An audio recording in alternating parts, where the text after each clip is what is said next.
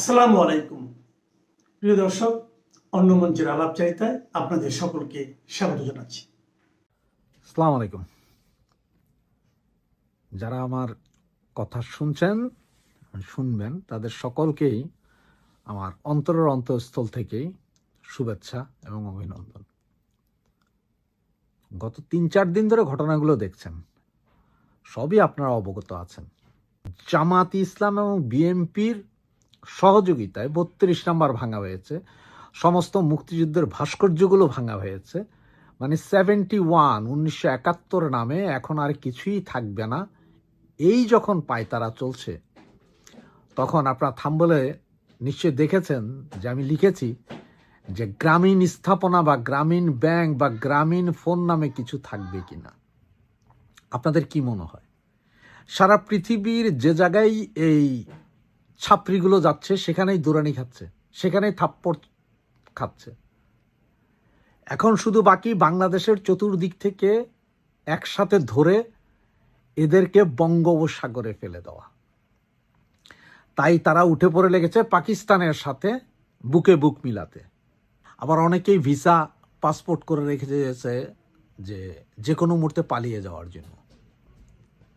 তো আপনারা সবাই দেখেছেন যে গ্রামীণ টাওয়ার আছে বাংলাদেশের বিভিন্ন বিল্ডিংয়ে, বিভিন্ন জায়গায় গ্রামীণের টাওয়ারগুলো আছে, এগুলো ভেঙে ফেলা খুব সহজ। গ্রামীণ ব্যাংক হয়তো এই মুহূর্তে হাত দেওয়া যাবে না, তবে অদূর ভবিষ্যতে গ্রামীণ ব্যাংকের প্রতিটা ফ্লোর, প্রতিটা ইট খুলে নিয়ে যাওয়া হবে। গ্রামীণের যত প্রতিষ্ঠান আছে, ইউনুস চাচার বাড়ি পর্যন্ত বাংলাদেশে রাখা যাবে না। এগুলো সব ৩২ নাম্বার যেভাবে বুলডোজার দিয়ে ভাঙা হয়েছে, এগুলো সব প্রতিষ্ঠান বুলডোজার দিয়ে ভাঙিয়ে দেওয়া হবে। এখন আমি আমার ছাত্রলীগ, যুবলীগ বা আওয়ামী পরিবারের ভাইদেরকে বলবো, আপনারা যে যেখানেই পালিয়ে আছেন বা যে যেখানেই আছেন না কেন, একটা জিনিস শুধু একটু মাথায় রাখেন, যে এই যে গ্রামীণ টাওয়ারগুলো ভাঙে কিন্তু খুবই সোজা। এগুলোর জন্য হাজার ঘনফুট মিছিলের প্রয়োজন হয় না।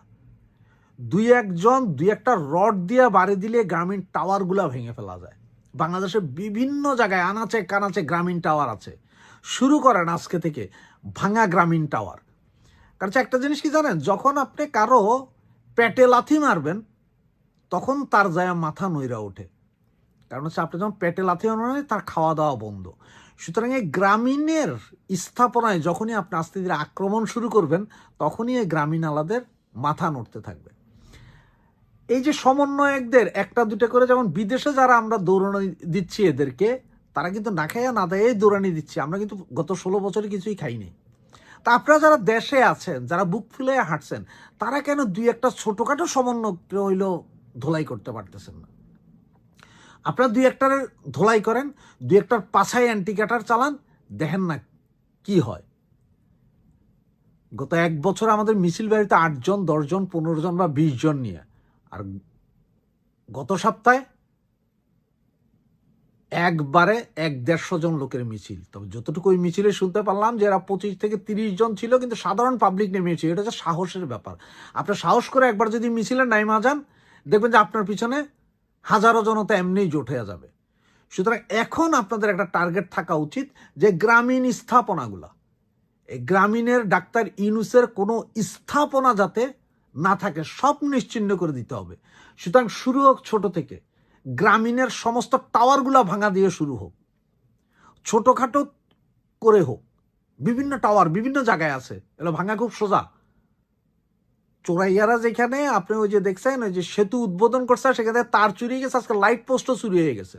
তাহলে গ্রামীণের টাওয়ারের এগুলো ভাঙা যায় না কেন? রড দিয়ে বাড়ি দিলেই ভাঙা যায় ভাই, এটা প্লাস্টিক, ওগুলো ভাঙা যায়, ভালোভাবে মারলেই ভেঙে যায়।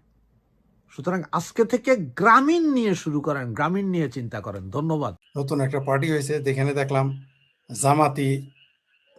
জামাতি লেখক, জামাতি বুদ্ধিজীবী, জামাতি সেনাবাহিনীর লোক, জামাতি ব্যারিস্টার, একটা ব্যারিস্টার আছে না, ওই যে কামের বুয়ার পোলা শাহরিয়ার, লজ্জাও করে না। আর সারাদিন ঠাড়া পড়া মিথ্যা কথা বলবে। আসলে তোর জন্মটাই তো, আমি বলতেছি না কারো জন্ম কিভাবে হলো তাতে যায় আসে না, কিন্তু বাংলাদেশের প্রেক্ষাপটে একটা বিষয় নির্ধারণ করে। তো এই কামের বুয়ার পোলা যে শাহরিয়ার, এর যে বজ্জাত, এ যে বাটপারি শুরু করেছে পুরো জামাত, এদেরকে জামাতি ক্যানভাসার হিসেবে একে মাঠে নামিয়েছে, জামাতের ল্যাংটা বড়ি বিক্রি করে। সারাদিন স্বাধীনতা বিরোধী, মুক্তিযুদ্ধ বিরোধী, বঙ্গবন্ধু, ভারত, হিন্দু এগুলো বিরোধিতা করতে হবে। আর সারাদিন অরিজিনাল কেসকি বান্দির পোলা তো, এই যে আমার ভাবির পোলাদের তো বলি কেসকি বান্দির পোলা, আর এই জামাতি মাল ব্যারিস্টার শাহরিয়ার এ হচ্ছে অরিজিনাল কেসকি বান্দির পোলা, কামের বুয়ার পোলা। আর বাপের সালিশ বিচার করে তারপর ওরে বিয়ে দিছে, ওই বিয়েতেও পয়দা হয়েছে। যাই হোক, সেটা অন্য বিষয়। কে কিভাবে পয়দা হলো যায় আসলে, জন্ম হোক যথাযথ, কর্ম হোক ভালো। এর শালা জন্মও শালা ভালো না, আর কর্মও ভালো না এই জামাতি ব্যারিস্টার। এখন শিরোনামটা আপনারা দেখেছেন যে নবাব সলিমুল্লাহ খানের জন্মবার্ষিকী পালন করা হয়েছে, সম্ভবত 155 নাকি কততম জন্মবার্ষিকী পালন করা হয়েছে। আপনি দেখবেন এই বাংলাদেশ বজ্জাত পার্টি তারা একটা ব্যানারে মিছিল করেছে, সেখানে নবাব সলিমুল্লাহর ছবি। নবাব সলিমুল্লাহর ছবিতে বাংলাদেশের রাজনৈতিক দল মিছিল করবে কেন? আমার মাথায় এটা ঢোকে না। কিন্তু যারা করেছে তারা কিন্তু জেনে বুঝে করেছে। কারণ বাংলাদেশের কিছু মানুষ আছে যারা এখনো জিন্নাকে নেতা মনে করে, মদখোর, মানে মদখোর আর গিদরখোর জিন্না, বেনামাজি জিন্না তাদের নেতা। আর এই নবাব সলিমুল্লাহ তাদের নেতা। নবাব সলিমুল্লাহ ক্যারেক্টার একটু 6টা বিয়ে করছিল মাত্র, 6টা নাকি 7টা বোধহয় বিয়ে করছিল। বাচ্চাই মাত্র 42 নাকি 45 বছর বয়স ছিল নবাব সলিমুল্লাহ খানের। কিন্তু বিয়ে এর মধ্যে হাঙ্গা করে ফেলছে 6-7টা। চরিত্রটা বুঝছেন তো, এই নবাব সলিমুল্লাহর চরিত্র আমার বাহাদুর লাগায়। রবীন্দ্রনাথ রবীন্দ্রনাথের জমিদার ছিল খুব খারাপ। এই বাংলাদেশের বাঙ্গুরা মুসলমানরা দেখবেন চিকরা চিকরি করে। বাহাদুর উপাধিকে নবাব, এবং বাহাদুর কারা ছিল জানেন? ব্রিটিশের দালাল রহিত নবাব। যাদের আগে দেখবেন নাম নবাব, আর দেখবেন মানে এরা কিন্তু আসলে নবাব না, এগুলো হলো উপাধি। এরা কিন্তু নবাবই করতো না। সলিমুল্লাহ কিন্তু নবাব না, মানে যেগুলো যারা নবাব বলে রাজা বাচ্চা তা না, নবাব ছিল এরা হলো, এগুলো ছিল উপাধি, উপাধি দিয়েছিল। ব্রিটিশকে গোলামীর উপাধি দিত, যে আগে নবাব, পিছে বাহাদুর, খান বাহাদুর। এগুলো ছিল ব্রিটিশদের দালালির পুরস্কার। যে যত বড় ব্রিটিশের দালাল, যদিও পরে ব্রিটিশে গুলি খায়, উষ্টা খায় পরে মারা গেছে নবাব সলিমুল্লাহ, কিন্তু ব্রিটিশের দালাল ছিল। যার নামের আগে দেখবেন নবাব আর পরে দেখবেন বাহাদুর, খান বাহাদুর, এগুলো সব ছিল ব্রিটিশের। মুসলমান যারা, তাদের এই উপাধি দিত ব্রিটিশ সরকার এই সমস্ত দালালদের। তার একটা হল সলিমুল্লাহ খান। এই সলিমুল্লাহ খান বললামই তো 45 বছর বাঁচানোর মধ্যে 6-7টা হাঙ্গা করা শেষ। চরিত্রটা এখন 6টা বিয়ে মুসলমান কেমনে করে একসাথে? চরিত্র বুঝছেন তো আর কেমন? এর মধ্যে একটা টাঙ্গালের নবাব ধরে নাকি নবাবের কোন টাঙ্গালের কোন জমিদারের বোন নাকি মেয়ের বিয়ে করছিল, তাদেরও একজন আছে আমাদের টাঙ্গাইলের পাশে আর কি। যাই, সেটা অন্য বিষয়, মূল প্রসঙ্গে আসি। এই বজ্জাত পার্টি পাকিস্তানের মানে সিন্ধু প্রদেশে কিন্তু পালন করে না। বেলুচিস্তানে নবাব সলিমুল্লাহর কোনো কিছু কেউ পালন করে না, ঠিক আছে? পাকিস্তান সরকার সলিমুল্লাহরে, মুসলিম লীগের প্রতিষ্ঠাতা, তারা নিয়ে হাউ খাউ করে, করতেই হবে তাদের। কিন্তু মুসলিম লীগের কিন্তু অবশ্য কোনো ভিত্তিই নাই পাকিস্তানে। এই এই কামের বেটি, কামের বেটির পোলা, এই জামাতি ব্যারিস্টার শাহরিয়ার, আর এক সন্ত্রাসীর পোলা, ওই যে কি জানো কি প্রধান, দুইজনে দেখবেন মিছিল করতেছে এই সলিমুল্লাহর ছবি দিয়ে। কত বড় পাট পারে এগুলো। স্বাধীন বঙ্গবন্ধু তাদের কাছে ভালো লাগে না। বঙ্গবন্ধুর নাম শুনলে তাদের শরীর চলবে, কারণ তাদের শরীর তো চুলকাবেই, কারণ পাকিস্তান ভেঙেছে না। পাকিস্তান ভাঙার বেদনা তো তারা অনুভব করবেই। হ্যাঁ, এই যে ministry of foreign affairs, Islamabad public diplomacy, Pakistan, এদের এদের ওইখানে এই বাংলাদেশের কি কি পালন হলো না হলো এগুলো তারা ছবি দেখায়। মানে বাংলাদেশে সলিমুল্লাহ খানের, নওয়াব সলিমুল্লাহ খানের, ব্রিটিশ দালাল নওয়াব সলিমুল্লাহ খানের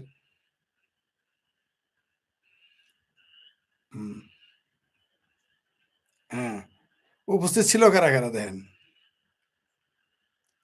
দেখেন doctor Mohammad Alamgir, the Asian university of Bangladesh, বাহ বাহ বাহ, নাহিদ আফরোজা কবির, ব্র্যাক ইউনিভার্সিটির স্পোক্স,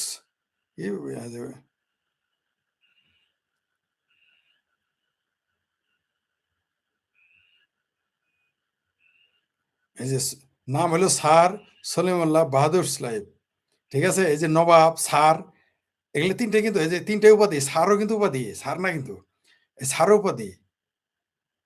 আল্লামা ইকবাল আছে না পাকিস্তানের, তার নামের আগে স্যার ছিল, উপাধি দিয়েছিল ব্রিটিশের দালাল। নবাব, স্যার, বাহাদুর, এগুলো হলো ব্রিটিশদের উপাধি।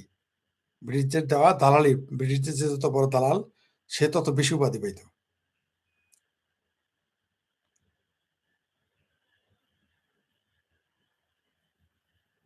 হ্যাঁ। আবার এই special prayers were also offered for the depart soul of Nawab sir Salimullah Bahadur. এই বাটপার এই লম্পটের জন্য আবার স্পেশাল নামাজও পড়েছে। ঠিক আছে, আমাদের বাংলাদেশে যারা দেখবেন যে এই নবাব সলিমুল্লাহ আর জিন্নার প্রেতাত্মা যারা, এরা এগুলো করবে, এটি স্বাভাবিক। এদের কাছে বঙ্গবন্ধু খুব খারাপ মানুষ, পছন্দ হবে না এদের, কারণ এদের আব্বাদের পাকিস্তান ভেঙে ফেলেছে, এই বেদনা তারা কোনোদিন ভুলতে পারে না।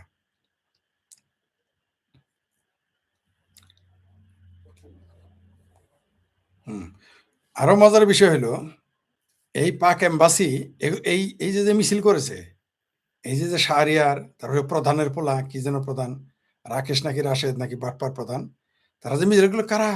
এই বাংলাদেশের পাকিস্তান হাই কমিশন, এই ভারতের হাই কমিশনের বিরুদ্ধে যে হাই কমিশন অভিমুখে যে মিছিল মিটিং করছে, এগুলো সব Pakistan embassy, Pakistan high commission promoted. এই পাকিস্তান হাই কমিশনের ব্যানারটা পর্যন্ত পাকিস্তান হাই কমিশন বানাই দিছে। ওই সলিমুল্লাহ খানের যে ব্যানারটা বানাই দিছে, এই মিছিল যে করছে বাংলাদেশের পেয়ারা পাকিস্তানিরা, এটাও বানাই দিছে পাকিস্তান হাই কমিশন। এই বাংলাদেশ আজাদ পার্টি, সকল এটা হলো বাংলাদেশ বজ্জাত পার্টি, এটা বানাইছে হলো পাকিস্তান। এই যে ইনকালাব মঞ্চ, পিনকালাব মঞ্চ, এগুলো এখন প্রমোট করে পাকিস্তান। এই যে আমার ভাবির পোলাদের যত কিছু দেন, জামাতকে তো করেই, এগুলোকে তারা পয়দা করে রাখতেছে ডিস্টার্বেন্স, মানে এগুলো ওই যে রাস্তার মধ্যে কাটা ফেলে দেন, ছোট ছোট কাটা, ওইরকম আর কি। এই বাংলাদেশ আজাদ পার্টি নাকি বজ্জাত পার্টি যে বানাইছে, এটা কিন্তু টোটালি এটা হলো patronise by Pakistan high commission. এই যে শাহরিয়ার কবির মনে করে না যে শুধু জামাতের কারণে ফালাফালি করে, পাকিস্তান এম্বাসি থেকে টাকা পায়, টাকলা ভুয়া, পাকিস্তান এম্বাসি থেকে টাকা পায়, তাই এত সিকরা সিকরি চেঁচামেচি করে। আপনারা মনে করেন না যারা শুধু জামাতকেই ভালোবাসে বলে, না, পয়সা পয়সা ওগুলো আমরা বুঝি, নিয়মিত ফান্ড আসে, জামাত তো দেয়, পাকিস্তান এম্বাসিও টাকা দেয়, তার জন্যই তারা এই টাকলা ভুয়াদের মতো, ওই ওই রাশেদ প্রধানের মতো, তারপরে এই যে কামের বেটির পোলা ব্যারিস্টার জামাতি ভুয়া বালিস্টার শাহরিয়ারের মতো লোকেরা চেঁচামেচি দেখবেন সারাদিন বেশি করে।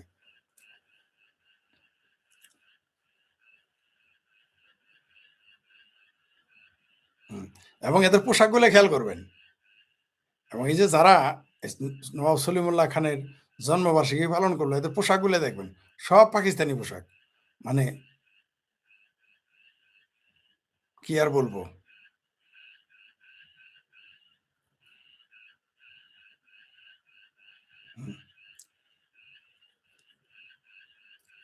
আর আপনারা দেখেছেন যে এই যে কালেমার পতাকা বাংলাদেশে এই মুহূর্তে হঠাৎ করে একটা জজবা পয়দা করা হয়েছে, তথাকথিত কালেমার পতাকা। এটা কেন করেছে বুঝেছেন? কারণ এই পতাকাটা নিয়ে তো, যেহেতু মুসলমান, আপনি এই পতাকাটা নিয়ে নাচানাচি করেন, আপনি তো কেউ কিছু বলবে না। ওই টুপি রাজাকাররা দেখেন না, দাড়ি টুপি লাগায়, একটু ওয়াশ করে, আর কেউ কিছু বলে না। আর কালেমের পতাকা, যদিও এই কালেমের পতাকা নিয়ে বাংলাদেশের যে লামা জাহাবি মুসলমান আহলে খবির যারা, তারা এই কালেমার কথা লা ইলাহা ইল্লাল্লাহ মুহাম্মদ রাসূলুল্লাহ নাকি কোরআনে নাই, এটা তারা বলে, আমি বলি না। লামা জাহাবি আহলে খবির বলে এটা কোনো এই কালেমা মুসলমানের কালেমা না, লা ইলাহা ইল্লাল্লাহ মুহাম্মদ রাসূলুল্লাহ। এই যে লেখে না, এই যে এখন কালা পতাকা আগে কয়দিন লিখতো আইসিসি, সাদা পতাকা আনে। বাংলাদেশে যে ফুটবল প্রেমী, ফুটবল জজবা, ফুটবল যে ফুটবলের যে মানুষের যে ফুটবল প্রীতি, এটাকে ঠেকানোর জন্য এখন মৌলবীরা কালেমার পতাকা আনছে। মৌলবীদের কাছে কোনো কিছুই ভালো লাগে না, এদের পড়ালেখা ভালো লাগে না, ইউনিভার্সিটি ভালো লাগে না, স্কুল ভালো লাগে না, সঙ্গীত ভালো লাগে না, হারাম, ধরো গান ভালো লাগে না, নাচ ভালো লাগে না, চিত্রকলা ভালো লাগে না, বিজ্ঞান ভালো লাগে না, সাহিত্য ভালো লাগে না, ইতিহাস ভালো লাগে না, ধর সব এলা হারাম। শেষে ফুটবল খেলার বিরুদ্ধে লেগেছে, এখন ফুটবল খেলার বিরুদ্ধে লেগেছে। এদের এই পতাকা ভালো লাগে না কয়দিন, আসলে তো এদের ভিতরে বাংলাদেশের পতাকাটাও ভালো লাগে না। দেখবেন বাংলাদেশের পতাকার বদলে এখন কালামের পতাকা নিয়ে ঘুরে। কারণ কি? কারণ একটা প্রবলেম ক্রিয়েট করা, মানে এমন একটা, ওই যে আপনারা পিকে দেখেন নাই, যখন থাপড়া মারতে যায় এখানে ভগবানের ছবি গেলে ভগবান মার আর মারে না, কালামের পতাকাটা ঠিক ওইভাবে পিকে সিনেমার একটা আধুনিক ভার্সন মনে করেন যে পিকে সিনেমার ভার্সন হচ্ছে বাংলাদেশের কালামের পতাকা, ফুটবলকে রুখে দেওয়ার জন্য। আপনারা তো দেখেছেন এর মধ্যে কোন জায়গায় যেন দেখলাম যে ফুটবল মসজিদে ওয়াজ শুনে আর্জেন্টিনার ব্যানার পতাকা ছেঁড়া শুরু, এরকম উন্মাদ, মানে মাদ্রাসাগুলো তো জঙ্গি পয়দা হয়ই, এখন মসজিদ থেকেও উন্মাদ পয়দা করানোর চেষ্টা করে। মাদ্রাসায় তো বলৎকারী আর জঙ্গি পয়দা হয়, নিয়মিত হচ্ছে এবং হতে থাকবে। আর মসজিদ থেকেও এখন উন্মাদ তৈরি করা হচ্ছে। মসজিদের হুজুরে ওয়াজ হই না এসে আর্জেন্টিনার পতাকা পুরো ছিঁড়ে ফেলো, আর্জেন্টিনার ব্যানার ছিঁড়ে ফেলো। এটা একটা ফাত্রামি ছাড়া মৌলবীদের আর কিছু না। এই কালামের পতাকাটাও একটা জামাতি ফাত্রামি। এই কালামের পতাকা নিয়ে নামাও একটা পাকিস্তানের হাই কমিশনের ফাত্রামি। এই কালাম মানে হঠাৎ করে দেখবেন ওই যে জঙ্গি এটা আজহারুল নাকি ঘোষণা দিয়েছে সারা দেশে কালামের পতাকা ওরাও। কত বড় বাটপার এরা দেখেন। বারবার আপনাদের বলেছি যে পাকিস্তানে কিন্তু শরিয়া আইন আর ব্রিটিশ আইন চলে। আজ পর্যন্ত একটা লোক শরিয়া আইনে বিচার করতে যায় নাই। বাটপার এটা বুঝছেন তো? নাম দিয়েছি ইসলামিক প্রজাতন্ত্র পাকিস্তান। আজ পর্যন্ত ইসলামী আইনে কোনো বিচার করে না। আবারও বলি ওখানে দুইটা প্যারালাল চলে। আপনি চাইলে পাকিস্তানের যে কোনো লোক চাইলে শরিয়া আইনে বিচার চাইতে পারা যায় না। পাকিস্তানে কোনো পেয়ারা পাকিস্তানি কোনো মুসলমান আজ পর্যন্ত শরিয়া আইনে বিচার চায় নাই। কেন? কত বড় বাটপারি। এরাও কিন্তু তাই। এই বাংলাদেশে যারা শরিয়া আইন চায়, এই যে মোল্লা কালেমার কথা করে, এরাও কিন্তু আরেক বাটপার। খাবে ইহুদির, পড়বে ইহুদির, খাবে খ্রিস্টানের। আবার দেখবেন মিছিলে আচ্ছা তারা সলিমুল্লাহ খানের মিছিল করতেছে ওখানে ভারতের বিরুদ্ধে মিছিল কেন? কালামের পতাকা নিয়ে মিছিল করতেছে, কালামের পতাকাকে মিছিল করো। ওইখানে ভারতের দালালের হুঁশিয়ার সাবধান বলা কেন? কারণ তারা মুক্তিযুদ্ধকে ঠেকাইতে পারে নাই এই কালেমার কথা বলে। তারা ইসলামের কথা বলে মুক্তিযুদ্ধ একাত্তরে ঠেকাইতে পারে নাই। সেই বেদনায় তারা এগুলো নতুন করে আবার পলিসি করেছে সামনে আসার জন্য। কালামের পতাকা হলো একটা বাটপারি। তাদের জীবনে কালেমার কতটুকু বয়ান দিচ্ছে সবচেয়ে বিস্ময়কর ব্যাপার। এই যে আমি বললাম আমার দেখবেন গালাগালি করে, কিন্তু লামা জাহাবি আহলে খবির যারা, তারা লা ইলাহা ইল্লাল্লাহ মুহাম্মদ রাসূলুল্লাহ কোনোদিন মসজিদে লেখে না। কোন লামা জাহাবি মসজিদ আমগর সরিষা বাড়িতে একটা লামা জাহাবি মসজিদ বানাইছে, ওইখানে দেখতাম লা ইলাহা ইল্লাল্লাহ মুহাম্মদ রাসূলুল্লাহ লেখে না। একটা না এরকম আছে যেখানে লামা জাহাবি মসজিদ দেখবেন কালেমা লিখবে না তারা। কিন্তু আমি যে বললাম এটা দেখবেন আমার গালাগালি শুরু করবে, আমার কাফের মুরতাদ এই দুই তালাল হিন্দু তালাল বলা শুরু করবে। কিন্তু কোন লামা জাহাবি কয়দিন পরে দেখবেন যে এটা কালেমাই না এরা বলবে এবং বলে লামা জাহাবির এগুলো বলে। লামা জাহাবি মানে যারা আলে খবিশ, ওই যে রাজ্জাক বিন ইউসুফ আলে খবিশ এরা যারা, আর কি মহসিন ফহসিন যারা আছে এরা, ওই যে যারা বলে যে প্রধানমন্ত্রীর সামনে ধরানো যাবে না কারণ এটা ইসলামে নাই। ইসলামে কোন জায়গায় আছে ডাইনিং টেবিলে খাওয়া? এই প্রশ্নটা কেউ করলো না। সে কি ওজোর দেখে তারা নেই আপনার মনে আছে তো? আলে খবিশেরা প্রধানমন্ত্রী আছে তারেক রহমান মুসলেখা প্রধানমন্ত্রী, আমি যে তারা পছন্দ করি না, তারপর সে যেহেতু দেশের প্রধানমন্ত্রী আমাকে তো দাঁড়াইতে হবে। সে ইসলামের দোয়া, এরা ইসলামকে কি পর্যায়ে নিয়ে, কিন্তু এইটা বলে না যে ইসলামে বলৎকার নাই, এইটা বলে না ইসলামে সুদ নাই, এইটা বলে না ইসলামে নির্বাচন নাই, এটা বলে না। এটাও কিন্তু তারা বলে না ইসলামে নির্বাচন নাই, ভোট নাই। এই যারা ফাতরা নাম দিছে খেলাফতে মজলিস, খেলাফত, এই যে মামুনুল ইলেকশন করে আর নাম দিছে একটা খেলাফত, মানে ইসলামের খেলাফতে কিন্তু নির্বাচন হয়। ওই যে আরেকটা আছে নামছে যে কি হানজালা নাকি ফানজালা, পীর নাম দিছে, খেলাফতে পীর আছে নাকি? ইসলামী পীর আছে? বাংলাদেশ দেলার হোসেন সাদি আছে না, দেইলা রাজাকার ওয়াজের মধ্যে বলতো এক কথা যে বাংলাদেশ খাইলো কলা গাছ খাইলো জিরে আর বাংলাদেশ খাইলো পীরে। হানজালা হইলো পীরের বলা। আরেক ভণ্ড দেখেন না এর বাটপাড়ের চরিত্রটা কিরকম জঙ্গি, বলতো না জঙ্গি এমপি, তার চেহারা দেখেছেন তো, আচরণ দেখেছেন তো, বিএনপির নেতারা কি বলছে, খাই ফেলাবে দেখে ফেলবে হ্যান ত্যান ইত্যাদি ইত্যাদি। যাই হোক সেটা অন্য বিষয়। যেটা বলতেছিলাম কালামের পতাকা হইলো একটা বাটপাড়ি। এদেশে সলিমুল্লাহ খানের জন্মদিন পালন করা যেমন বাটপাড়ি, কোনো বাংলাদেশে বিশ্বাসকারী লোক কিভাবে সলিমুল্লাহ খানের, নওয়াব সলিমুল্লাহ খানের জন্মদিন পালন করে? কিন্তু বঙ্গবন্ধুর নাম তারা নিতে নেই, জয় বাংলা নাম নিতে দিবে না, এই শব্দ উচ্চারণ করলে জেল হবে, 32 নম্বর ভেঙে ফেলবে। কিন্তু সলিমুল্লাহ খানের এই চরিত্রহীন সলিমুল্লাহ খানের তারা জন্মদিন পালন করবে, কারণ পাকিস্তানের এম্বাসি টাকা দিয়েছে, হাইকমিশন টাকা দিয়েছে। তাই এই শাহরিয়ার ওই কামের বেড়ি শাহরিয়ার কবির ব্যারিস্টার জামাতি ভুয়া ব্যারিস্টার মাঠে নামে, টাকলা ফুয়াদ মাঠে নামে, ওইগুলো আমরা বুঝি, প্রধানের মাঠে নামে ওইগুলো আমরা বুঝি, ঠিক আছে। আর আপনি একটা জিনিস দেখেন কালেমের ব্যাপারে যেটা বললাম, এটা নতুন একটা সিস্টেম পয়দা করেছে যাতে বাংলাদেশে একটা ভেজাল বাজানো যায়। কারণ এই কালেমার পতাকা নিয়ে আসলে কোনো মুসলমান এই কালেমার পতাকা কালাম, কিন্তু একটা বাট পারে স্বাধীনতা বিরোধীরা, পাকিস্তানপন্থীরা আর আফগানিস্তানের জঙ্গিরা এবং অন্যান্য দেশের জঙ্গিরা, এরা এই পতাকা নিয়ে মাঠে। এখন বাংলাদেশ মুসলমানের দেশ, এখানে কালেমার পতাকা আনলে তো কেউ কিছু বলবে না, কিন্তু এটাও সারা পৃথিবী চাইতেছে। এমনিতেই কিন্তু ইসরায়েল বলে নাই যে বাংলাদেশে আইএসআই এর ঘাঁটি আছে, এমনি কিন্তু বলে নাই। ঠিক তারপরে দেখবেন পতাকা নিয়ে দৌড়াদৌড়ি শুরু হইলো। এই কালেমা নিয়ে পতাকা, কালেমার পতাকার বিষয়ে যেগুলো আপনারা দেখতেছেন, এটা টোটালি একটা ফাত্রামি। এদের বললামই তো, এই মোল্লারা এরা পৃথিবীতে চলার অনুপযুক্ত। কোনো সভ্য মানুষ এই মৌলবীদের সাথে চলতে পারবে না, না এরা কোনো সভ্য লোকের সাথে চলতে পারবে, কারণ এরা উপযোগী না। তাদের মগজটাই হচ্ছে পশ্চাৎপদ। কে আর্জেন্টিনার সমর্থক, কে ব্রাজিলের সমর্থক, কিন্তু তোমার বাবা চিন্তা করা লাগবো কেন? হারাম, এটা চলবে না। কিন্তু মাদ্রাসায় বলৎকার করা খুব আরাম, ওইটা আবার খুব আরাম। বাহ, ফাইন তো, প্রজাপতি চলে আসছে। কিন্তু ওইটা আরাম, বলৎকার আরাম, সুদ খাওয়া আরাম, ঘুষ খাওয়া আরাম, ৭১ নারীদের গণিমুক্তের মাল ঘোষণা করা আরাম, সনাতনীদের মানে বাংলাদেশকে হিন্দু মুক্ত করা আরাম। কিন্তু অন্য দেশে গিয়ে তারা জায়গা নেবে। এই এই কালামাবাদীরা, তারা বলবে কালাম, যখনই আরো দেখবেন যে কোন রকম সংখ্যাগুরু হয়ে গেছে, এদের দেখবেন চরিত্রটাই আলাদা। আর মিথ্যা কিরকম বলে, 2024-এর 5ই আগস্ট না আসলে আমরা জানতেই পারতাম না যে এরা কত বড় মিথ্যাবাদী। মানে কিরকম মিথ্যা কথা বলতে পারে, ঠাড়া পড়া মিথ্যা কথা। ওহ, সুন্দর তো প্রজাপতি। হ্যাঁ, মানে ঠাড়া পড়া কিরকম মিথ্যা কথা বলতে পারে আপনারা দেখেছেন? এই কালেমাবাদীরা নিজেরা লম্পট্য করবে, তখন নবী রাসূলকে টাইনে আনবো। আর এগুলো যখন আমরা বলবো, আমরা হয়ে যাবো কাফের, মুরতাদ, নাস্তিক, হিন্দু দালাল, ইহুদি দালাল, ভারত দালাল, ইত্যাদি ইত্যাদি। কালেমাবাদীদের সাথে সতর্ক থাকবেন, এরা এগুলো ভণ্ড। এই বাংলাদেশে এই যে কালেমালারা, এদের কোনোদিন ড্রাগের বিরুদ্ধে কথা বলতে দেখছেন? এরা কোনোদিন বাংলাদেশের যে মেজর প্রবলেম, এগুলো নিয়ে কোনোদিন কথা বলতে শুনেছেন? বাংলাদেশের অর্থনীতি, বাংলাদেশের আইন, ন্যায় বিচার নিয়ে কথা বলতে শুনেছেন? বাংলাদেশের কোনো সমস্যা নিয়ে কথা বলতে শুনেছেন? এরা তো বাংলাদেশ মানেই না, এই কালেমাবাদীরা। এরা দেখবেন একদিন এই বাংলাদেশের পতাকা বদলায় ফেলবে, যদি আর একটু সুযোগ তারা পায়। এই যে ওয়াকারেরা, দেখেন ওয়াকারে দাঁড়িয়ে রাখা শুরু করছে, বিমান বাহিনীর প্রধান দাঁড়িয়ে রাখা শুরু করছে, শুধু এখন নৌবাহিনীর প্রধান দাঁড়িয়ে রাখা বোধহয় বাদ রাখছে। কয়দিন পরে দেখবেন সেটা হয়ে যাবে, কোনো সন্ধানে হয়ে যাবে, সব দাঁড়িয়ালা হয়ে যাবে বাংলাদেশে। আমরা এইবার দাঁড়িয়ালা, মানে আগে তো মৌলবীদের পর্যন্তই থাকতো, এখন মোটামুটি মিলিটারিরা শুরু করে দিয়েছে দাঁড়িয়ে রাখা। বাংলাদেশের ভবিষ্যৎ মোল্লা আর মিলিটারি বাংলাদেশকে ধ্বংস করে দিয়েছে এবং ধ্বংস করে দিবে। যে চুকবাত আছে সেটুকু শেষ করবে। আমি জানি আমার এই কথাতে আপনারা মনক্ষুণ্ণ হবেন, কিন্তু এটাই সত্য।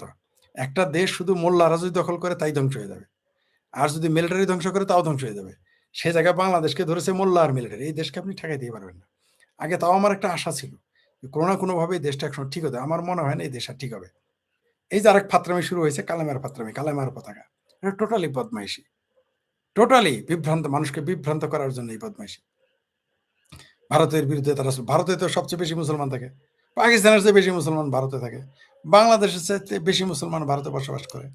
আওয়ামী লীগ শাশ্বত, আওয়ামী লীগ অক্ষয়। আওয়ামী লীগের সরকার বিদায় 7% বার্ষিক জিডিপি প্রবৃদ্ধি থেকে আসলো 3%-এ। সেটার কি কোনো উন্নতি হয়েছে? এই যে 2 বছর চলে গেল, বা আগামী বছরগুলোতে হবে না। ফলে দেখুন, বাংলাদেশে আওয়ামী লীগের স্থায়িত্ব কিন্তু বাংলাদেশের স্থায়িত্ব থেকে বেশি। না, আমি বাংলাদেশকে অসম্মান করছি না, কিন্তু বাংলাদেশ ছিল এক টুকরা স্বপ্ন। সেই স্বপ্ন বাস্তবায়ন করেছে, সেই স্বপ্নের জন্ম দিয়েছে, সেই স্বপ্নের জন্য সংগ্রাম করেছে আওয়ামী লীগ। বাংলাদেশের আর কোনো দল সেটা করেনি। বাংলাদেশের দ্বিতীয় বৃহত্তম দল বিএনপি সেটা করেনি, বিএনপির জন্মই হয় না এই সংগ্রামকালীন। বাংলাদেশের তৃতীয় বৃহত্তম দল জাতীয় পার্টি সেটা করেনি। বাংলাদেশের চতুর্থ বৃহত্তম দল জামাত তো সরাসরি মুক্তিযুদ্ধে পরাজিত হয়ে 1971 সালের 16ই ডিসেম্বর সালাউদ্দিন সাহেব, আওয়ামী লীগ ধ্বংস হয়ে যাবে। হ্যাঁ, আওয়ামী লীগের কর্মীরা গ্রেপ্তার হবে, মার খাবে, জেলে যাবে, মরে যাবে, আপনারা মেরে ফেলবেন। কিন্তু এই যে বিশাল এক অনুপ্রেরণা আওয়ামী লীগ, তাকে আপনারা মারতে পারবেন না।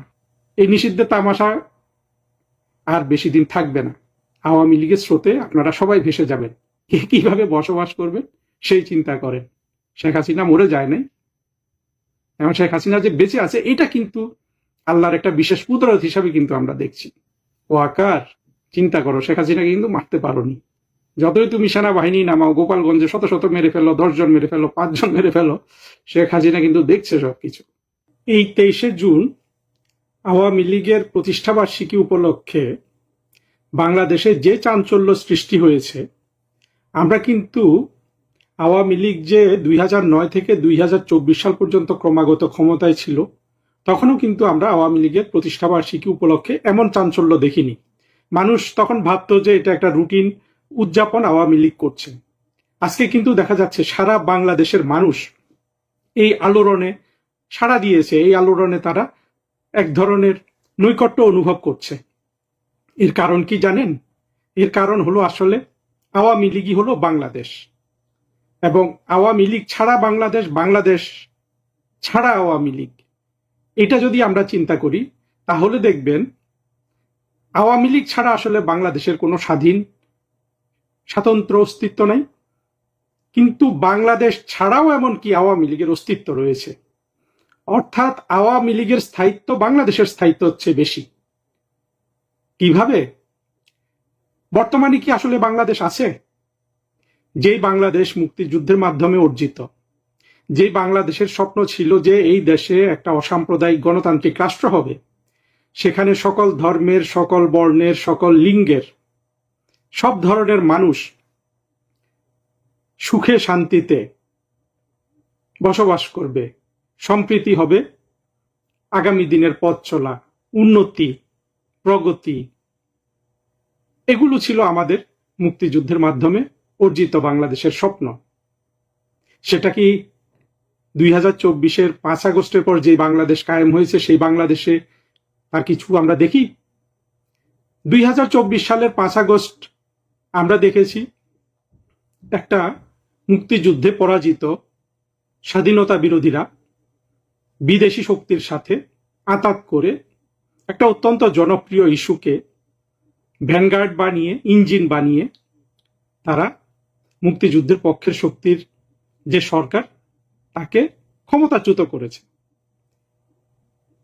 পৃথিবীতে বহু জায়গায় কিন্তু সরকার ক্ষমতাচ্যুত হয়। কোথাও একটা সরকার ক্ষমতাচ্যুত হলে এইভাবে বন্যার জলের মতো সেই দেশের সকল প্রতিষ্ঠানে, সরকারে, শিক্ষাঙ্গনে, মসজিদে, মাদ্রাসায়, মন্দিরে, গির্জায় এইভাবে স্বাধীনতা বিরোধীরা কি বানের স্রোতে ঢুকতে পারে? কোথাও ঢুকেছে? কত জায়গায় সরকার পরিবর্তন হয়েছে।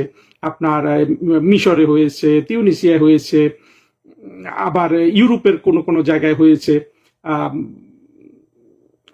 আমরা দেখেছি যে এমনকি আপনার পূর্ব ইউরোপের অনেকগুলা দেশে এরকম, আমি এখন নর্থ ম্যাসিডোনিয়ার কথা বলতে পারি, এই ধরনের কালার রেভলিউশন নাম দিয়ে, যেখানে মূলত মার্কিনীরা আপনার স্থানীয় লোকজনের সাথে মিলে সরকার পরিবর্তন করেছে।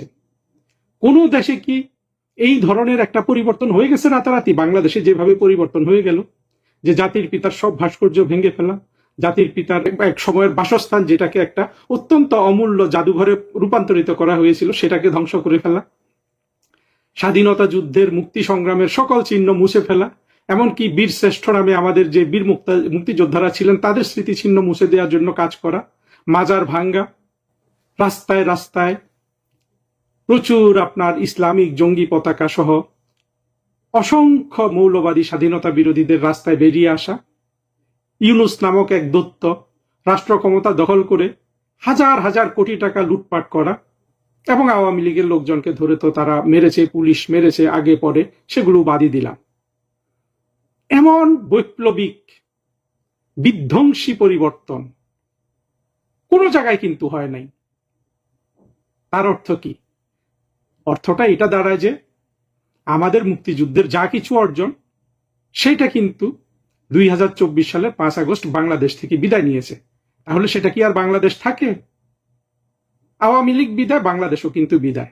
হ্যাঁ, আমি জানি আমাকে একটু তর্ক করে বলতেই হবে যে মুক্তিযুদ্ধ বিরোধী যেসব তথাকথিত বুদ্ধিজীবী আছে তারা বলবে যে এটা তো ভালোই হয়েছে।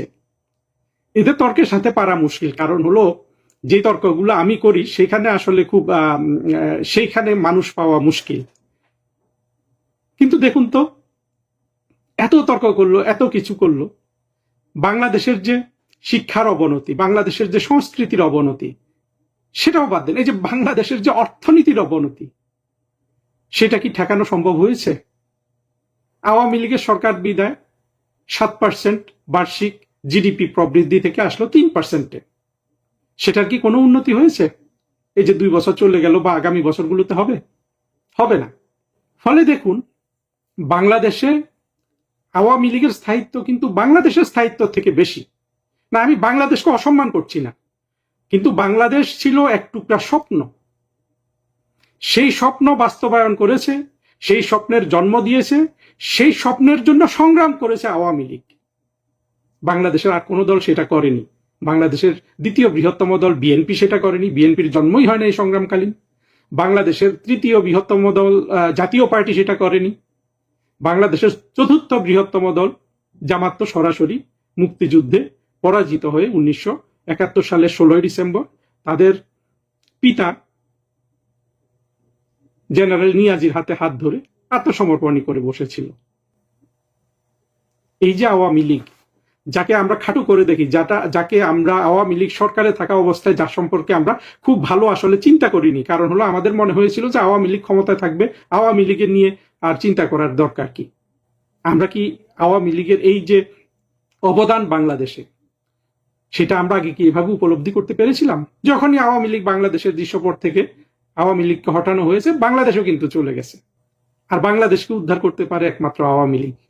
আপনি যখন এই কথাগুলো একসাথে চিন্তা করবেন, তখন আপনি কি বুঝতে পারছেন যে আওয়ামী লীগের স্থায়িত্ব বাংলাদেশের স্থায়িত্ব থেকে বেশি? বাংলার জমিনে কোন বড় রাজনীতিবিদ জন্মগ্রহণ করেছে যে আওয়ামী লীগে শরিক হয় নাই?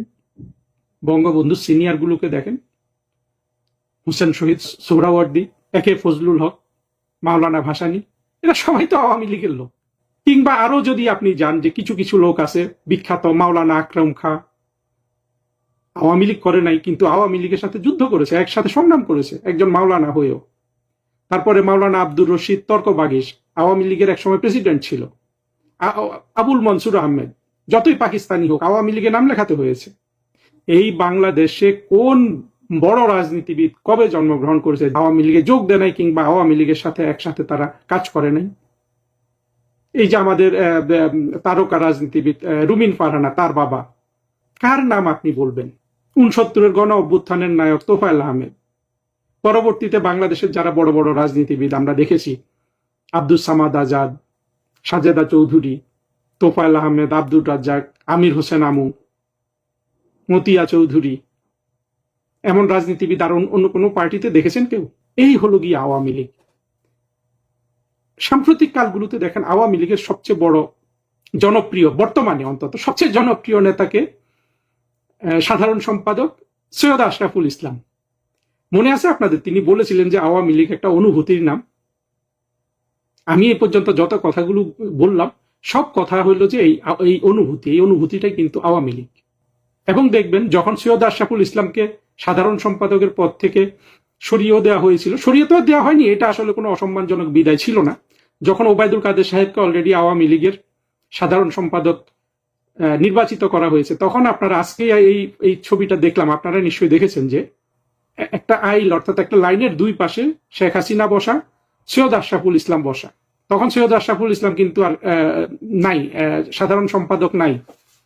যেভাবে শেখ হাসিনা সৈয়দ আশরাফুল ইসলাম হাত ধরেছিলেন, এই ছবিটা কি আপনাদের চোখে ভাসে না? সেখানে কি মনে হয়েছে যে এই সৈয়দ আশরাফুল ইসলাম শেখ হাসিনা রাস্তা হারিয়েছেন? তিনি তাকে সাধারণ সম্পাদক করেননি, কিন্তু যেভাবে তারা হাত ধরেছিলেন চোখের জল বের হয়ে যায় না এটা দেখ? সেটাই কিন্তু আওয়ামী লীগ, এবং সেটাই হলো সেই অনুভূতির নামই হলো আওয়ামী লীগ। যে কেউ ক্ষমতায় থাকবে, পদে থাকবে, কিন্তু অনুভূতিটা কিন্তু ধ্বংস হবে না। তারপর 21শে আগস্টের গ্রেনেড হামলার সময় দেখেছেন না কিভাবে মোহাম্মদ হানিফ সহ সুরঞ্জিত সেনগুপ্ত, এমনকি বর্তমানে পরে বিদ্রোহী হয়েছেন মাহমুদুর রহমান মান্না, সাবের হোসেন চৌধুরী, আর সিনিয়র গুলো তো আছে একেবারে আমু সাহেব থেকে শুরু করে সবাই, মোফাজ্জল হোসেন চৌধুরী মায়া, দেখেন তো কিভাবে শেখ হাসিনার চারিদিকে তারা ভুয়া রচনা করেছিলেন নেত্রীকে বাঁচানোর জন্য। এমন দল কিন্তু আওয়ামী লীগ। আজকে আওয়ামী লীগকে বলা হচ্ছে যে আওয়ামী লীগ বাংলাদেশে নাই। সালাউদ্দিন সাহেব বলছেন, বিএনপি নেতা, আমি এই নিয়ে আলাদা একটা জায়গায় কথা বলেছি, আপনারা সেটা দেখেছেন। আওয়ামী লীগ নাই, কিন্তু তারা ত্রাসে কোন রকম চুপচাপ থাকতে পারছে না। সেনাবাহিনী লেলিয়ে দিয়েছে, সারা বাংলা 4টা জেলা সেনাবাহিনীকে আবার নতুন করে ম্যাজিস্ট্রেসি পাওয়ার দিয়েছে। সালাউদ্দিন সাহেব, আওয়ামী লীগ ধ্বংস হয়ে যাবে? হ্যাঁ, আওয়ামী লীগের কর্মীরা গ্রেপ্তার হবে, মার খাবে, জেলে যাবে, মরে যাবে, আপনারা মেরে ফেলবেন, কিন্তু এই যে বিশাল এক অনুপ্রেরণা আওয়ামী লীগ, তাকে আপনারা মারতে পারবেন? পারবেন না। শুনুন কেন পারবেন না। আসলে আওয়ামী লীগের যে সংগ্রামটা, আওয়ামী লীগের যে সংগ্রাম, যে একটা অসাম্প্রদায়িক গণতান্ত্রিক রাষ্ট্র গঠন, এই সংগ্রামটা কিন্তু আধুনিক রাজনীতির একটা সংগ্রাম রে ভাই। আপনি ইউরোপ থেকে যেটা শুরু হয়েছে, গণতন্ত্রের যেখান থেকে আপনার এসেছে, গণতন্ত্রের যেখান থেকে আগমন ঘটেছে, ট্রিটি অফ ওয়েস্টফেলিয়া, শুনেছেন তো নাম কিছু কিছু, তাই না? ম্যাগনা কার্টা, এইসব শব্দ তো শুনেছেন। বিলাত থেকে যে আধুনিক গণতন্ত্রের যে সূচনা, গির্জা থেকে রাষ্ট্রকে পৃথক করা, একটা সমাজে একটা রাষ্ট্রে যত ধরনের মানুষ থাকবে, তার বিশ্বাস, তার বিশ্বাসহীনতা, তার লিঙ্গ পরিচয়, তার রক্তের পরিচয়, তার বর্ণের পরিচয়, এগুলোকে বড় না করে সে যে মানুষ, সেটাকে বড় করে দেখা, এটার নামই কিন্তু গণতন্ত্র, এটার নামই অসাম্প্রদায়িকতা। আওয়ামী লীগের যে এতটুকুন চেতনা, সে যে কাগজে কলমে এত কিছুর পরেও ধরে রেখেছে, সেটাই আওয়ামী লীগের অনুভূতি, সেটাই আওয়ামী লীগের শক্তি। এই শক্তি তো ভাই সভ্যতার শক্তি। এই শক্তি চলমান আছে আবহমান কাল ধরে। মানুষ শত শত বছর, অন্তত আমাদের জানা মতে 5 থেকে 6 হাজার বছর সংগ্রাম করছে, বিভিন্ন সভ্যতা গঠন করেছে। সিন্ধু সভ্যতা, মিশরীয় সভ্যতা, মায়া সভ্যতা, চীন সভ্যতা, ইরান সভ্যতা, গ্রিক সভ্যতা, রোমান সভ্যতা। কি ছিল? মানুষের স্বপ্ন ছিল নিত্য নতুন আবিষ্কার করবে, ভবিষ্যতের জন্য একটা সুখের সমাজ গড়বে। সব সভ্যতার মূলে কিন্তু এটাই কিন্তু বিদ্যমান। হ্যাঁ, খুন খারাপি হয়েছে, যুদ্ধ হয়েছে, লোভে শিকার হয়েছে মানুষ, পররাজ্য গ্রহণ করা হয়েছে, আবার সেখানে খুন, জখম, হত্যা চালানো হয়েছে, সবকিছু। কিন্তু সব কিছুর মধ্যে মানুষের একটা প্রেরণা কিন্তু টিকে ছিল, সেটা ছিল একটা সুন্দর পৃথিবী গড়ার জন্য। প্রথমে ছিল মানব জাতির জন্য, পরবর্তীতে এসেছে কিন্তু অন্যান্য প্রাণীদের জন্য, বৃক্ষদের জন্য, সবার জন্য একটা সুন্দর পৃথিবী গড়া। আমরা যে পরিবেশ আন্দোলন ইত্যাদি দেখি, এগুলো কিন্তু তারই অংশ। আওয়ামী লীগ সচেতন ভাবে এই যে মানুষের আগামীর যে প্রেরণা, সেটার সাথে কিন্তু শুরু থেকেই কিন্তু দেখেন আওয়ামী লীগ সেই স্রোতে প্রবেশ করেছে। প্রথমে আওয়ামী মুসলিম লীগ নামে, যেখানে 3 নাম্বার নেতা ছিলেন তরুণ শেখ মুজিবুর রহমান, সভাপতি আব্দুল হামিদ খান ভাসানী, সাধারণ সম্পাদক শামসুল হক, 1 নম্বর অর্গানাইজিং সেক্রেটারি শেখ মুজিবুর রহমান, 2 নম্বর ছিল এই খন্দকার মোশতাক। তারপরে আবার 1955 সালে এসে মুসলিম লীগ কেটে দিয়ে আওয়ামী লীগ। এইভাবে ধাপে ধাপে সভ্যতার মূল যে প্রাণশক্তি, মূল যে আপনার প্রেরণা, সেটাকে ধারণ করে আওয়ামী লীগ এগিয়েছে। সেজন্য সে সাকসেসফুল হয়েছে। সেজন্য সে বাংলাদেশকে পাকিস্তানের মতো একটা শক্তিশালী সামরিক বাহিনীর রাষ্ট্র থেকে আলাদা করতে পেরেছে। কারা করেছে? শেখ মুজিবুর রহমান করেছে, তার ডেপুটিরা করেছে, সৈয়দ নজরুল ইসলাম তাজউদ্দিন, মনসুর আলী, কামরুজ্জামান, আব্দুস সামাদ আজাদ, যে আপনারা যাকে জেলে আটকে রেখেছেন, আমির হোসেন আমু, জিল্লুর রহমান, তোফায়েল আহমেদ, রাজ্জাক, সুরঞ্জিত সেনগুপ্ত, এরা কিন্তু করেছে। এরা যুদ্ধ হাতা, হ্যাঁ, এরা মুক্তিযোদ্ধা। মতিয়া চৌধুরীরা করেছে, রাশেদ খান মেনন, হাসানুল হকিনু, যাদেরকে আপনারা জেলে ঢুকিয়ে রেখেছেন, এরা করেছে। আপনারা যারা এখন বাংলাদেশ থেকে চর্ব, চোষ্য, লেজ্জ পেয় সংগ্রহ করছেন, তাদের কোনো অস্তিত্ব কিন্তু ছিল না। আপনারা নতুন তালেবর, আপনারা আওয়ামী লীগের সামনে দ্রুত পরাজিত হবেন। বর্তমানে আওয়ামী লীগ যে সংগ্রামে জড়িত এবং আওয়ামী লীগের যে ক্ষমতা হারানো, এটার জন্য আওয়ামী লীগের নিশ্চয়ই কিছু দায় আছে। সেই দায় তো আওয়ামী লীগ গত 2 বছরে হারে হারে টের পেয়ে গেছে যে কি করতে হবে আগামীতে। আওয়ামী লীগের কর্মীরা আজকে সেই প্রস্তুতি নিচ্ছে না। জায়গায় জায়গায় দেখছেন না, ফেসবুকে কোথাও তাদেরকে যদি একটু কথা বলার সুযোগ দেওয়া হয়, কি বলে জানেন? আর ভুল করা যাবে না, আর ভুল করা যাবে না। কি ভুল করা যাবে না? হয় এই দেশে স্বাধীনতা বিরোধীরা থাকবে, না হলে আওয়ামী লীগ থাকবে। স্বাধীনতা বিরোধীরা থাকবে, এই প্রত্যয় নিয়ে তো 5 আগস্ট 2024 সালের 5 আগস্ট ইউনূসের নেতৃত্বে, সেনাবাহিনী ওয়াকারের নেতৃত্বে অভ্যুত্থান করে ফেলেছিলেন। সাকসেসফুল হতে পেরেছেন? সাকসেসফুল হতে হলে প্রথমেই কিন্তু জনগণকে উন্নতির দিশা দিতে হয়, উন্নতির খবর দিতে হয়, উন্নতির চিত্র দিতে হয়। পেরেছেন? আওয়ামী লীগ হত্যা করা ছাড়া বাংলাদেশের সামাজিক, সাংস্কৃতিক, শিক্ষা, অর্থনীতি কোন জায়গায় একটুখানি কি উন্নতি করতে পেরেছেন? 1 ইঞ্চি একটুখানি সুখবর পারেননি তো। এই না পারাটা কিন্তু জনগণের সামনে এখন আপনাদের 24-এর সেই সকল জঙ্গি হাসনাত, যে এখন লন্ডনে নাকি ধরা পড়ে আছে, হ্যাঁ, পুলিশ বলেছে বের হতে দিও না। বাংলাদেশে মব করতে করতে গিয়ে লন্ডনেও মব করে, সারা পৃথিবী এগুলা দেখছে, তাই না? আওয়ামী লীগ 5টা মানুষকে গুম করেছিল, এমনই গুম করেছে যে 2-3 জন ফিরে এসে আবার এমপিও হয়েছে। আরেকজন সম্পর্কে বলা হচ্ছে বিএনপির অভ্যন্তরীণ কোন দলে মারা গেছে। এমন গুমে পারঙ্গম একটা দল আওয়ামী লীগ। তারপরে কত শত গুম খুন আপনারা করেছেন, কত হিন্দুকে দেশ থেকে তাড়িয়ে দিয়েছেন, কত হিন্দুর বাড়িঘর জ্বালিয়ে দিয়েছেন, কত হিন্দু সম্পত্তি আপনারা ধ্বংস করেছেন। আওয়ামী লীগের কি রকম অত্যাচার করেছেন, হ্যাঁ? মার সামনে সন্তানকে মেরেছেন, সন্তানের সামনে পিতাকে মেরেছেন। আওয়ামী লীগকে রুখতে পেরেছেন, আওয়ামী লীগকে নিষিদ্ধ করেছেন। এই নিষিদ্ধের তামাশা আর বেশি দিন থাকবে না। আওয়ামী লীগের স্রোতে আপনারা সবাই ভেসে যাবেন। আওয়ামী লীগের শক্তি কিন্তু পৃথিবীর যে সভ্যতা, যেই একটা জিনিসকে অবলম্বন করে মানব সভ্যতা এগিয়েছে, প্রগতি, সাম্য, সেটা কিন্তু আওয়ামী লীগ বুকে ধারণ করে। হ্যাঁ, আওয়ামী লীগের চলার পথে ত্রুটি বিচ্ছুতি আছে, কিন্তু কখনো তো এই এই এই এই প্রেরণাটুকু, এই যে তার মূল্যবোধ, এটাকে তো আওয়ামী লীগ কখনো ত্যাগ করে নাই। আর আপনাদের মূলধনটা কি রে ভাই? সালাউদ্দিন সাহেব, তারেক রহমান সাহেব, শফিক, আপনাদের মূলধনটা কি? ভারত ঘৃণা, হিন্দু ঘৃণা, সাম্প্রদায়িকতা, মুসলমানের শ্রেষ্ঠত্ব। দেখছেন না আজাদ কাশ্মীরে কি লাগছে? এখন আজাদ কাশ্মীর চাচ্ছে ভারতের সাথে আবার একীভূত হতে। পাকিস্তান ফকিরের রাষ্ট্র হয়ে গেছে ধর্মীয় রাজনীতি করে।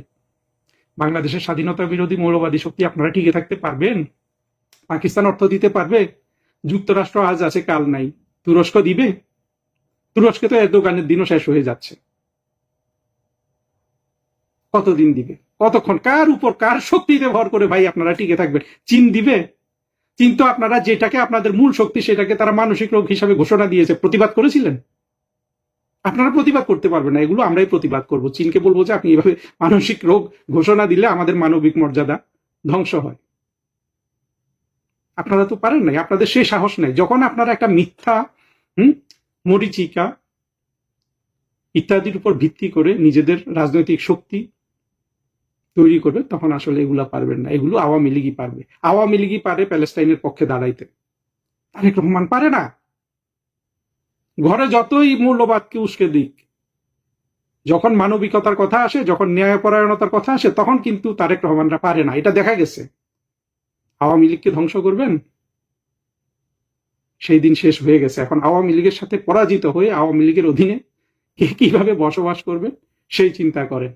শেখ হাসিনা মরে যায় নাই, এবং শেখ হাসিনা যে বেঁচে আছে, এটা কিন্তু আল্লাহর একটা বিশেষ কুদরত হিসাবে কিন্তু আমরা দেখছি। ও আকার, চিন্তা করো, শেখ হাসিনাকে কিন্তু মারতে পারোনি। যতই তুমি সেনাবাহিনী নামাও, গোপালগঞ্জে শত শত মেরে ফেললো, 10 জন মেরে ফেললো, 5 জন মেরে ফেলো, শেখ হাসিনা কিন্তু দেখছে সবকিছু। এই যে আওয়ামী লীগের প্রতিষ্ঠা বার্ষিকী, আমার অনুরোধ হলো যে সবাই, আওয়ামী লীগের নেতা কর্মী সবাই আসুন, আমরা নিজেরা আমাদের যে অন্তর্নিহিত শক্তিটা আছে, যে শক্তিটাই আসলে এতক্ষণ কথা বললাম, যে শক্তিটা নিয়ে, সেই শক্তিটা আমরা অনুভব করি। আসুন আমরা সবাই সেই শক্তিটা অনুভব করি, এবং সেই শক্তি যদি আমরা অনুভব করি, আমাদের যদি পাশের আরেকজন আওয়ামী লীগের সাথে আমাদের শত্রুতা থাকে, বিভেদ থাকে, হিংসা ঘৃণা থাকে, সেটা উড়ে যাবে। এইটা কিন্তু ওই স্বাধীনতা বিরোধী মৌলবাদী বা মুসলিম লীগাররা পারবে না, আমরা পারবো। সবাই হাতে হাত ধরে আমরা কিন্তু আগামী দিনে বাংলাদেশটাকে গড়ব। আমার যে মূল বক্তব্য ছিল, আওয়ামী লীগ বাংলাদেশের চেয়ে শক্তিশালী, আওয়ামী লীগের স্থায়িত্ব বাংলাদেশের চেয়ে স্থায়ী, সেটা নিয়ে আরেকটা লাইন বলি। দেখুন, বাংলাদেশ কিন্তু মুক্তিযুদ্ধের বিরোধী এবং পক্ষের শক্তিতে বিভক্ত হয়ে আছে, কিন্তু সভ্যতার যে মূল আদর্শ, সেটা তো আওয়ামী লীগ ধারণ করে। এই জন্য আওয়ামী লীগ আছে তো বাংলাদেশ আছে। বাংলাদেশ নাই তো তবুও আওয়ামী লীগ আছে। আওয়ামী লীগ শাশ্বত, আওয়ামী লীগ অক্ষয়। যতদিন আওয়ামী লীগ তার মূল প্রেরণা, তার মূল আদর্শকে ত্যাগ না করবে, আর যদি আওয়ামী লীগ তার আদর্শ, তার প্রেরণাটাকে রক্তের মধ্যে অনুভব করে, এই আওয়ামী লীগ শুধু বাংলাদেশে নয়, সারা পৃথিবীতে কোনো শক্তি, সেই ট্রাম্পের শক্তি হোক, সে বাইডেনের শক্তি হোক, কিংবা তাদের চাকর বাকর সেই পিটার হাসের শক্তি হোক, এগুলো আওয়ামী লীগের কাছে তুচ্ছ। নমস্কার, আমি তরুণ ঘোষ। ইরান, ইসরায়েল এবং আমেরিকার মধ্যে যে যুদ্ধ, সেই যুদ্ধ শুরু হওয়ার শুরুতেই আমি বলেছিলাম যে ইরানে হাত দিয়ে ট্রাম্প মুখ পোড়ালেন। ইরান কোনোদিন উনি দখল করতে পারবেন না। তারপরে লিখলাম বিশ্বকে অস্থির করে ট্রাম্প কেটে পড়বেন। বিশ্ব কিন্তু অলরেডি অস্থির হয়ে গেছে। এখন ট্রাম্প কেটে পড়ার ধান্দা করছেন। তার এতই ব্যস্ততা, তিনি ফ্রান্সে বসে তিনি ম্যাক্রনের সামনে তিনি শৈশাবোধ করলেন 14টা পয়েন্টে। ইরান তো এলো না। ইরান বলল ডিজিটাল সিগনেচার করছি, কিন্তু এটা হচ্ছে চুক্তিটা আমি আলোচনার জন্য সই করছি, এটা কিন্তু কোনো এগ্রিমেন্ট নয়। তবে সেই এগ্রিমেন্টটা নিয়ে আলোচনা হওয়ার জন্য সুইজারল্যান্ডে উপস্থিত হয়েছিলেন জেডি ভান্স এবং ইরানের বিদেশমন্ত্রী আরাগাচি। কারণ আরাগাচি তো উপস্থিত হয়েছেন, আরাগাচি তার সৈন্য লোকজন নিয়ে, বিদেশ দপ্তরের লোকজন নিয়ে উপস্থিত হয়েছেন। জেডি ভান্স উপস্থিত হয়েছেন। কিন্তু বেইজ্জতিটা সব থেকে বেশি হয়েছে এখানে পাকিস্তান। পাকিস্তানের প্রধানমন্ত্রী শেহবাজ শরীফ, তার একটা ভিডিও দেখাবো, আপনারা হাসতে হাসতে মরে যাবেন। তো আগে উপসংহারটা বলে নিই। ভূমিকা, উপসংহার না, ভূমিকা। তো ভূমিকায় হলো কি, যে দেশের এত তারা থাকে, কার তারা থাকে? যার হারবার চান্স তার তো তারা থাকে। ইরানের তো কোনো তারা নেই। জেডি ভান্স মঞ্চে উঠে অপেক্ষা করছেন, দেরিতে পৌঁছালেন কে? আরাগাচি মঞ্চে, যেটা উল্টোটা হওয়ার কথা ছিল। বিশ্বের শক্তিধর রাষ্ট্র সে সবার পরে পৌঁছাবে, তার আগে গিয়ে দাঁড়িয়ে থাকবে তার জন্য, কিন্তু হলো উল্টো। এবং তারপরের কথা হলো, সেখানে পাকিস্তান যে মধ্যস্থতা করেছিল, পাকিস্তান রয়ে গেল এক সাইডে, আর আরাগাচি জেডি ভান্সের সঙ্গে একটা হ্যান্ডশেকও করলেন না, এবং পাশাপাশি ছবি তুলতেও অস্বীকার করলেন, এবং বললেন যে 12টা পয়েন্ট আমি দিয়েছি, আমরা যে ঠিক করেছি সেখান থেকে আমরা এক পা পেছবো না, এক পা নয়। এবার আপনাদের 12টা পয়েন্ট আগে পড়ে শোনাই যে 12টা পয়েন্ট কি কি আছে, যেটা ইরান দিয়েছিল, যেটা নিয়ে সুইজারল্যান্ডে বসার কথা ছিল। এক হচ্ছে, লেবানন সহ পশ্চিম এশিয়ার সব প্রান্তে দ্রুত পাকাপাকিভাবে যুদ্ধ বন্ধ করতে হবে, সর্বত্র। ইরানের সার্বভৌম ক্ষমতা এবং আভ্যন্তরীণ বিষয়ে নাক গলাবে না আমেরিকা। 30 দিনের মধ্যে হরমুজ প্রণালীর নৌ অবরোধ তুলে নেবে আমেরিকা। ইরান এবং দেশের সংলগ্ন এলাকা থেকে আমেরিকা সেনা প্রত্যাহার করে নেবে। ইরানের ব্যবস্থাপনায় 30 দিনের মধ্যে হরমুজ প্রণালীতে জাহাজ চলাচল অবাধ এবং স্বাভাবিক করা হবে। ইরানের তেল এবং জ্বালানি দ্রব্যের ওপরে যাবতীয় বিধিনিষেধ প্রত্যাহার করে নেওয়া হবে। যুদ্ধবিধ্বস্ত ইরানের পুনর্গঠনের জন্য $300 কোটি, মানে 30 বিলিয়ন, আমি বলছিলাম $30 বিলিয়ন দেবে আমেরিকা এবং সহযোগী দেশ। ইরানের কর্মসূচি, আচ্ছা এখানে 300 কোটি 3000 কোটি হবে, এটা 3000 কোটি হবে, মানে 300 বিলিয়ন চেয়েছে, 3000 কোটি হবে। দেবে আমেরিকা এবং সহযোগী দেশ। ইরানের পরমাণু কর্মসূচির বিষয়ে আলোচনার জন্য 60 দিন ধরে আলোচনা করবে দুই দেশ। মানে 60 দিন পরে আলোচনা করার পর তারপরে দুই দেশ এবার সিগনেচার করবে। পরমাণু সংক্রান্ত দুই বিষয়ের আলোচনার সময় আমেরিকা পশ্চিম এশিয়ার অতিরিক্ত কোনো সামরিক বাহিনী মোতায়েন করবে না, ইরানের ওপর নতুন কোনো নিষেধাজ্ঞা আরোপ করবে না।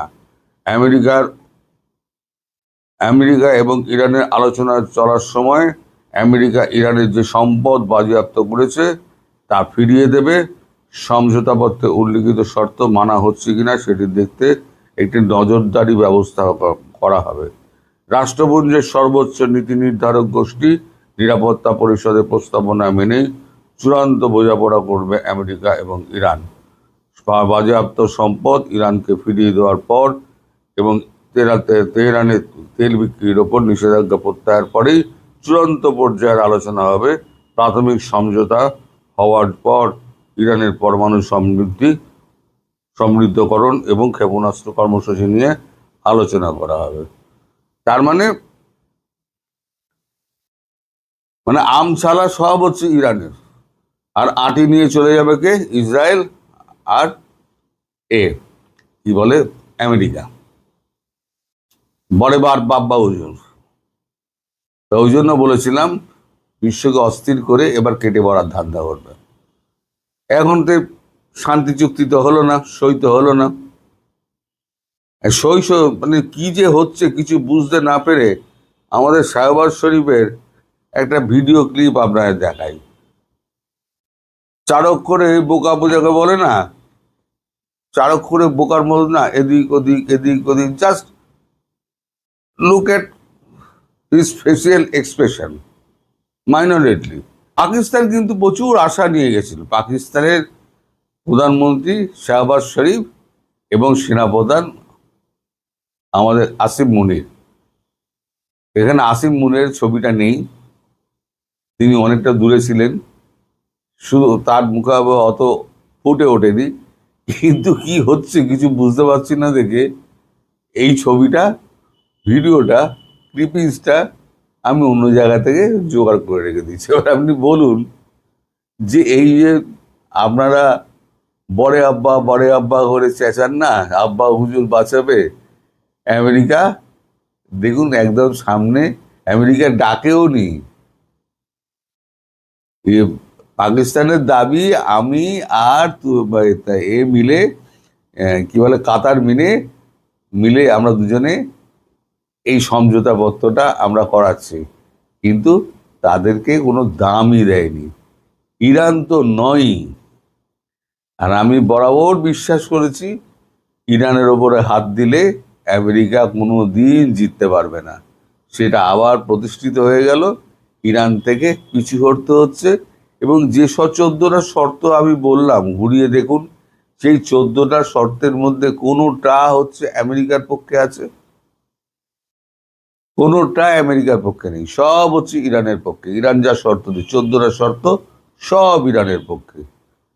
আমাদের সব কোনো কিছু তোমরা বাধা দিতে পারবে না।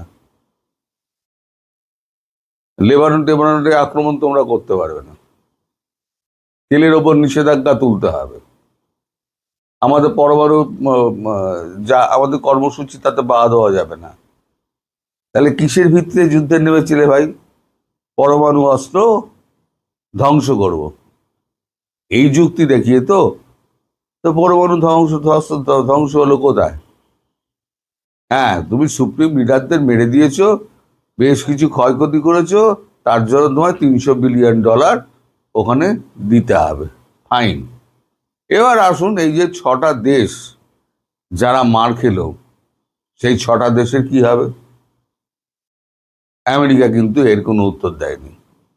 তাহলে কি এই 6টা দেশের আমেরিকার ওপরে কি আস্থা বাড়বে? অবশ্যই বাড়বে না। ইতিমধ্যেই ইউএই এবং সৌদি আরব দুজনেই ভারতের সঙ্গে কথা বলেছে তাদের সামরিক সহায়তা দেওয়ার জন্য। এই চুক্তিটা খুব শিগগিরই হবে। এরপর দেখবেন কাতার আসবে, বাহারিন আসবে, সব এক এক করে চলে আসবে। আর তেলের ক্যাপ যেটা, কারণ এই শক্তিগুলো, এই 6টা শক্তি কখনোই চায় না যে ইরান এবং রাশিয়ার ওপরে স্যাংশনটা আমেরিকা তুলে নিক, কারণ তারা একচেটিয়া দামে তেল বিক্রি করছে। এখন ইরানের ওপরে যদি স্যাংশনটা তুলে নেয় তাহলে কি হবে, ইরান সস্তায় তেল দেবে সারা পৃথিবীকে, তাহলে অর্থনীতির ওপরে এই 6টা দেশের যে দাদাগিরি সেটা চাপা পড়ে যাবে, থাকবে না, কঠিন অবস্থা তৈরি হবে। তাই এরাও চাইবে না আমেরিকা ওই চুক্তি সই করুক। এদিকে নিজের দেশের অবস্থাও খারাপ, নিজের দেশ তো একটা লটঘট পাকিয়ে গেছে, এত এত বেড়েছে তেলের শোধনাগারগুলো, কাতারের তৈল শোধনাগার তো পুরো মাটিতে মিশিয়ে দিয়েছে। তৈরি করতে গেলে ইন্ডিয়ান এক্সপার্টরা গেছিল, ইন্ডিয়ান অয়েলের এক্সপার্টরা গেছিল, গিয়ে বলে এসছে 4 বছর সময় লাগবে। যে ক্ষতি হয়েছে 4 বছর, তাহলে এই ক্ষতিপূরণ কে দেবে? ট্রাম্পবাবু দেবেন? ফলে আমি যেটা বলেছিলাম 3 মাস আগে, আবার দিচ্ছে এখানে 3 মাস আগে আমি যেটা বলেছিলাম সেটা দেখুন সত্যি হলো কিনা। সারা বিশ্বকে অস্থির করে ট্রাম্পবাবু এখন কেটে পড়ার রাস্তা খুঁজছেন, তার জন্য ভারতকে ধরেছেন যে কোনোভাবে চুক্তিটা করো, তোমার যা চাই আমি তাই দেব, তোমার সঙ্গে কোনো ঝগড়া করব না, আমাদের আর আড়াআড়ি হবে না, আমরা গলায় গলায় বন্ধু, কি করতে হবে বলো, শুধু হুজুরটা বলা বাকি আছে। মোদিজিও জল মেপে খেলছেন। এর প্রভাব অবশ্যই বাংলাদেশের ওপরে পড়বে এবং সমগ্র দক্ষিণ পূর্ব এশিয়ার ওপরে পড়বে, এটাও আমি আজকে বলে রেখে দিই। দেখো, আওয়ামী লীগ নাই যারা বলে তাদের সঙ্গে তো আমি একমত নাই, এখন না, সেই 2 বছর আগেও তোমার সঙ্গে প্রোগ্রাম করেছি, তখনও বলছি আওয়ামী লীগ ঘরে ঘরে আছে, গ্রামে গ্রামে আছে। আমার গ্রামে তো আমি দেখি না যে কোনো আওয়ামী লীগ পালায় গেছে, 2-1 জন ছাড়া, নেতা গোছের ছাড়া আওয়ামী লীগ আছে। আওয়ামী লীগ লুকায়া ছিল, চুপায়া ছিল, বুঝছেন না? কাজে আমি যে জিনিসটা তোমাকে বলতে চাচ্ছি, আওয়ামী লীগকে ছাড় দেওয়া বা ছাড় না দেওয়ার তো কোনো প্রশ্ন ওঠে না। এখানে যে এক্সারসাইজটা হচ্ছে সেটা হচ্ছে যে পুলিশ এখন যে অবস্থায় এসে দাঁড়িয়েছে, পুলিশ তার ক্ষমতাকে ফিরে পাওয়ার জন্য একটা ভিলেন দরকার, একটা প্রতিপক্ষ দরকার। ইতিমধ্যে সামাজিক বিভিন্ন কি বলে, মানে সামাজিক যে অপরাধ, এমন কোন থানা নাই যেখানে সামাজিক অপরাধ হচ্ছে না। এখন তুমি দেখো প্রতিটা থানার ওসি মাদক নিয়ে বেশি ব্যস্ত, অথচ আমার দেশে একটা মাদক নিয়ন্ত্রণ অধিদপ্তর আছে, আলাদা মাদক পুলিশ আছে, তাদেরকে ফাংশন করতে দেওয়া উচিত না। কিন্তু সে একটি থানায় 10টা 12টা মিনিমাম ইউনিয়ন, 9টা 8টা 10টা 12টা ইউনিয়ন আছে, 12টা ইউনিয়নে কন্ট্রোল করার মতো ক্ষমতা তো পুলিশের নাই। এটা সামাজিকভাবে নিয়ন্ত্রণ হয়। আর যখন পুলিশ মাদকদের পক্ষে যায় তখন জনগণ কন্ট্রোল করতে পারে না। এখন পুলিশ আইন শৃঙ্খলা কেমনে ঠিক করবে? তুমি দেখো মোহাম্মদপুরে কি হচ্ছে, তুমি দেখো ঢাকা বাড্ডার মধ্যে জায়গাতে নেতা মারা ফেলায়, তুমি দেখো পুলিশের উপর আক্রমণ হচ্ছে, ওসি কে পিটাতে যাচ্ছে। ও দেখলাম যে ওদিন ময়মনসিংহের কোথায় মিটিং হচ্ছে, পুলিশকে দৌড়াইতেছে। তার মানে পুলিশ শক্তি অর্জন করতে হলে এখন এই মিছিলগুলা বিভিন্ন এলাকায় পুলিশের ছত্রছায়াই হচ্ছে। এই জন্য হচ্ছে সরকারকে ভয় দেখানোর জন্য। এখন যদি আওয়ামী লীগ কোনো ভয় সৃষ্টি করতে পারে, ভীতি সৃষ্টি করতে পারে, আওয়ামী লীগ যদি সরকারের সামনে চ্যালেঞ্জ হয়ে দাঁড়াতে পারে, তাহলে চ্যালেঞ্জটা মোকাবেলা করবে কি?